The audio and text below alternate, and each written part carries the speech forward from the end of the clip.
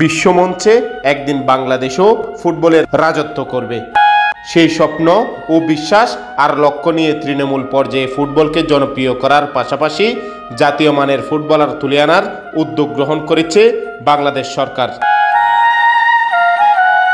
বঙ্গবন্ধু ও বঙ্গমাতা শেখ ফজিলাতুন্নেসা মুজিব প্রাথমিক বিদ্যালয় ফুটবল টুর্নামেন্টের ফাইনাল খেলার পুরস্কার বিতরণ অনুষ্ঠান 9 জুলাই বিকালে অনুষ্ঠিত হয়েছে।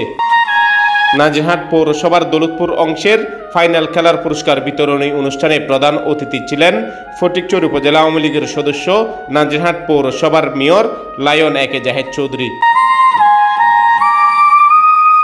পূর্ব দৌলতপুর সরকারি প্রাথমিক বিদ্যালয়ের প্রধান শিক্ষক মোহাম্মদ গোলাম মোস্তফা চৌধুরীর সভাপতিত্বে প্রধান বক্তা ছিলেন ভারপ্রাপ্ত উপজেলা শিক্ষা অফিসার মোহাম্মদ হাসানুল কবির। এতে বিশেষ অতিথি ছিলেন পৌরসভার কাউন্সিলর মোহাম্মদ সুলেমান, মৌলানা জয়নাল আবেদিন, মৌলানা মোহাম্মদ ইয়াকুব, মুস্তাফা কামাল ও ফটিকছড়ি উপজেলা আওয়ামী লীগের উপপ্রচার সম্পাদক বুরহানুদ্দিন আহমেদ সহ প্রাথমিক বিদ্যালয়ের প্রধান শিক্ষকগণ, শিক্ষক মণ্ডলী, পরিচালনা পরিষদ সদস্যবৃন্দ, রাজনৈতিক দলের নেতৃবৃন্দ সহ আরো অনেকেই।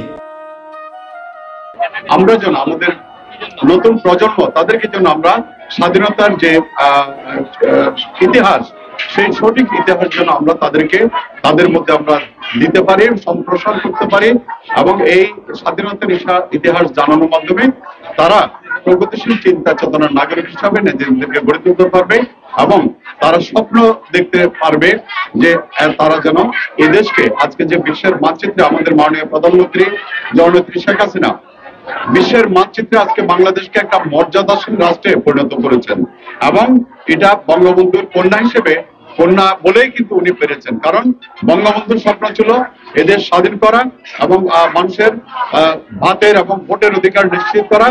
সেই লক্ষ্যে আজকে আমাদের মাননীয় প্রধানমন্ত্রী জননেত্রী শেখ হাসিনা উন্নত সমৃদ্ধ রাষ্ট্র গঠন এবং মানুষের ভোটের অধিকার, ভাতের অধিকার, শিক্ষার অধিকার, চিকিৎসার অধিকার নিশ্চিত করার জন্য আজকে আমাদের মাননীয় প্রধানমন্ত্রী কাজ করে যাচ্ছেন।